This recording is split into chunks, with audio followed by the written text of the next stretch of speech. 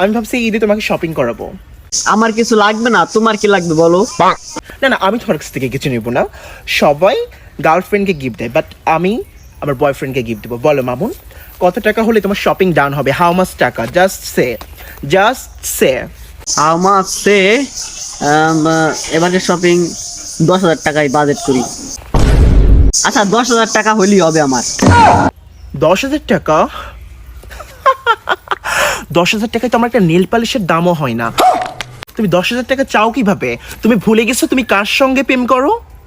না, আমার মনে আছে আমি কার সাথে প্রেম করি। খলিফা বংশের মেয়ে লাইলা খলিফার সঙ্গে। টিকটকের মালিক, বুজ খলিফার মালিক, ইউটিউবের মালিক, ফেসবুকের মালিক, তার কাছে তুমি মাত্র 10,000 টাকা চাও, তাও ফর ঈদের শপিং। Oh my God! আচ্ছা সরি বেবি, আরেকবার থিঙ্কিং করে বলি, ভাইবে বলি যে এবারকার ঈদের মার্কেটের জন্য কত টাকা বাজেট করব, প্লিজ আরেকবার। ওকে, ঠিক আছে, থিঙ্ক করো, আরেকবার বলো। থিঙ্ক করে বলো যে কত টাকা হলে শপিং হবে তোমার। অনেক তো ভাবলাম।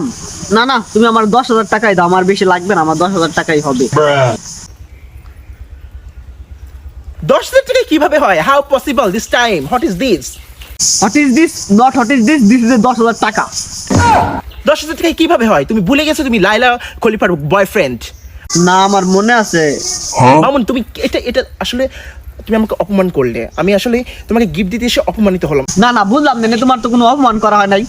গড!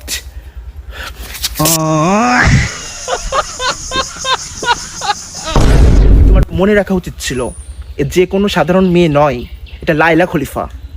আচ্ছা সরি সরি সরি, তুমি যে কয় টাকা দিবা এই কয়টা নিও, সরি সরি সরি। না না, তুমি আমার বয়ফ্রেন্ড হওয়ার যোগ্যতা না। তুমি আমার বয়ফ্রেন্ড হওয়ার যোগ্য না। Not not